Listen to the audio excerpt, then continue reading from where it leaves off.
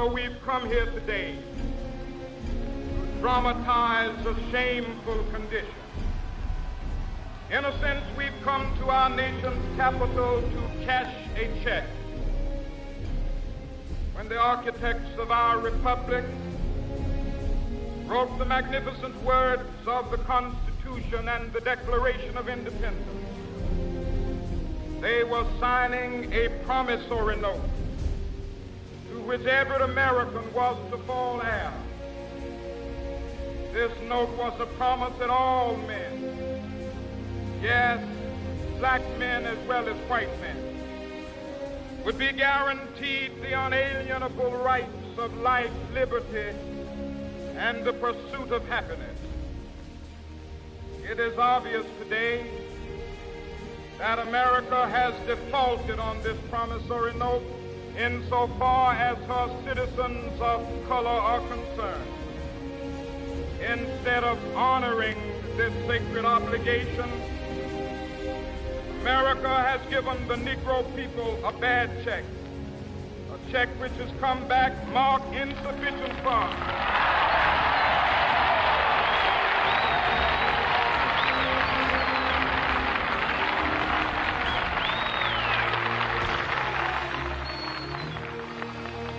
But we refuse to believe that the Bank of Justice is bankrupt.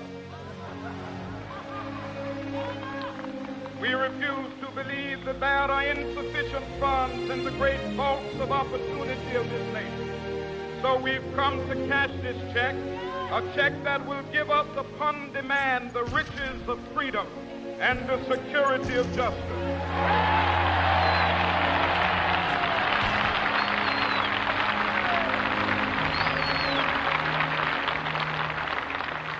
We have also come to this hallowed spot to remind America of the fierce urgency of now. This is no time to engage in the luxury of cooling off or to take the tranquilizing drug of gradualism.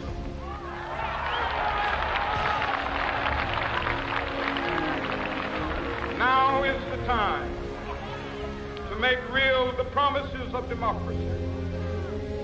Now is the time to rise from the dark and desolate valley of segregation to the sunlit path of racial justice. Now is the time to lift our nation from the quicksands of racial injustice to the solid rock of brotherhood. Now is the time.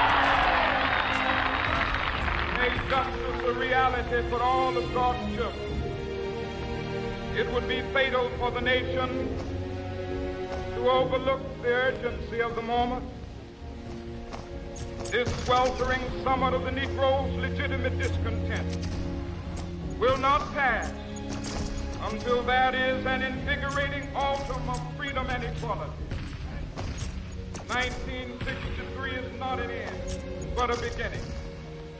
Those who hope that the Negro needed to blow off steam and will now be content will have a rude awakening if the nation returns to business as usual.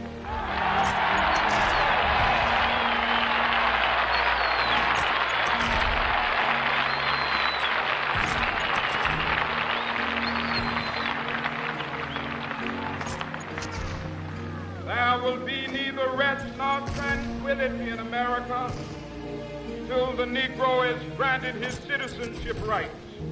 The whirlwinds of revolt will continue to shake the foundations of our nation until the bright day of justice emerges.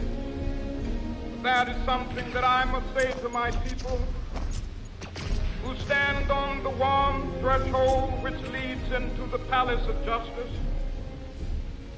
In the process of gaining our rightful place, we must not be guilty of wrongful deeds. Let us not seek to satisfy our thirst for freedom by drinking from the cup of bitterness and hatred.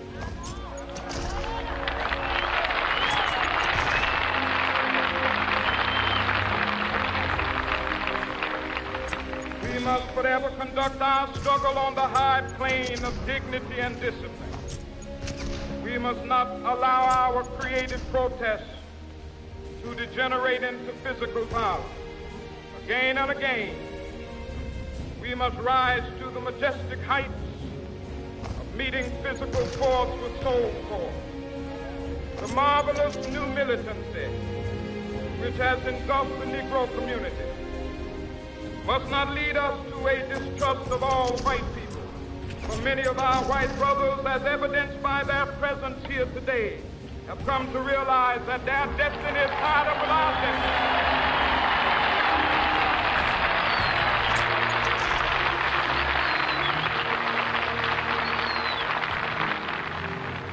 They have come to realize that their freedom is inextricably bound to our freedom. We cannot walk alone. As we walk, we must make the pledge that we shall always march ahead. We cannot turn back. There are those who are asking the devotees of civil rights, when will you be satisfied? We can never be satisfied as long as the Negro is the victim of the unspeakable horrors of police brutality.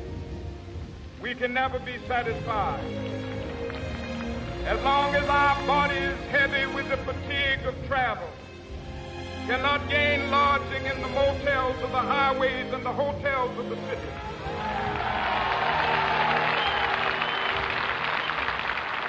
We cannot be satisfied as long as the Negro's basic mobility is from a smaller ghetto to a larger one. We can never be satisfied as long as our children are stripped of their selfhood and robbed of their dignity by signs stating for whites only.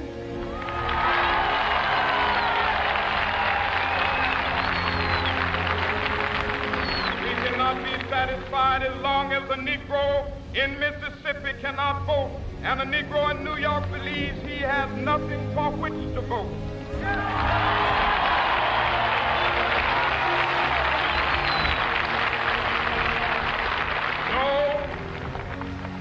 No, we are not satisfied, and we will not be satisfied until justice rolls down like waters and righteousness like a mighty stream.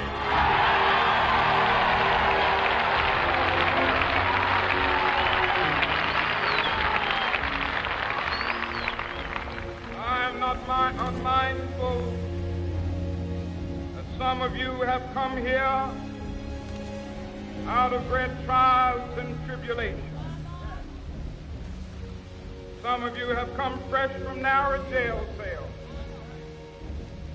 Some of you have come from areas where your quest for freedom left you battered by the storms of persecution, staggered by the winds of police brutality. You have been the veterans of creative suffering. Continue to work with the faith that unearned suffering is redemptive. Go back to Mississippi. Go back to Alabama. Go back to South Carolina. Go back to Georgia. Go back to Louisiana. Go back to the slums and ghettos of our northern cities, knowing that somehow this situation can and will be changed. Let us not wallow in the valley of despair. I say to you today, my friends,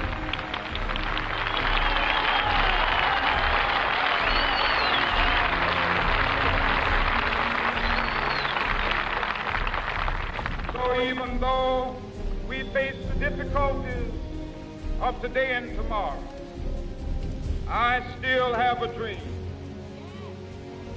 It is a dream deeply rooted in the American dream. I have a dream that one day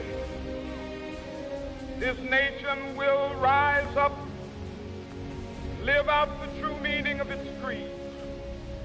We hold these truths to be self-evident, that all men are created equal.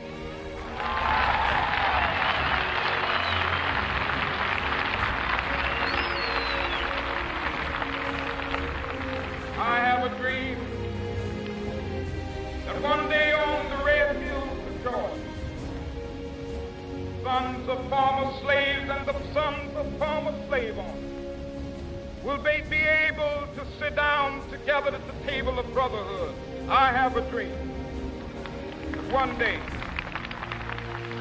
even the state of Mississippi, a state sweltering with the heat of injustice, sweltering with the heat of oppression, be transformed into an oasis of freedom and justice. I have a dream.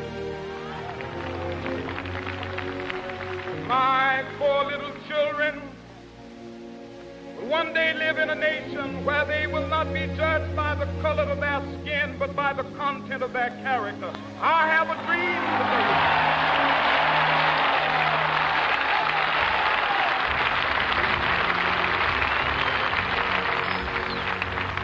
I have a dream that one day down in Alabama, with its vicious racists, with its governor having his lips dripping with the words of interposition and nullification, one day right there in Alabama, little black boys and black girls will be able to join hands with little white boys and white girls as sisters and brothers. I have a dream today.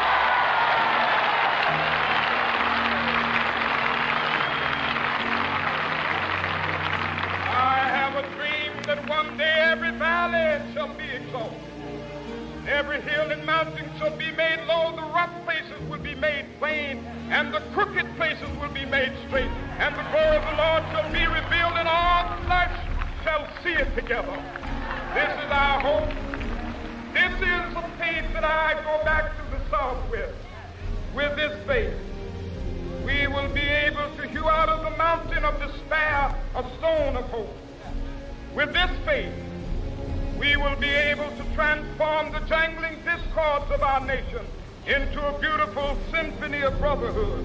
With this faith, we will be able to work together, to pray together, to struggle together, to go to jail together, to stand up for freedom together, knowing that we will be free one day.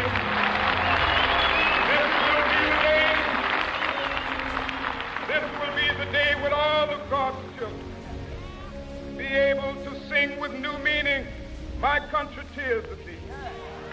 Sweet land of liberty, of thee I sing. Land where my fathers died, land of the pilgrim's pride. From every mountainside, let freedom ring. And if America is to be a great nation, this must become true. So let freedom ring. From the prodigious hilltops of New Hampshire, let freedom ring. From the mighty mountains of New York, let freedom ring. From the hiking Alleghenies of Pennsylvania, let freedom ring. From the snow-capped Rockies of Colorado, let freedom ring. From the curvaceous slopes of California. But not only that, let freedom ring from Stone Mountain of Georgia. Let freedom ring from Lookout Mountain of Tennessee. Let freedom ring from every hill and molehill of Mississippi, from every mountainside. Let freedom ring, and when it happens, when we allow freedom ring, when we let it ring from every village and every hamlet, from every state and every city, we will be able to speed up that day when all of God's children, black men and white men, Jews and Gentiles, Protestants and Catholics, will be able to join hands and sing in the words of the old Negro spiritual, free at last, thank God Almighty, we have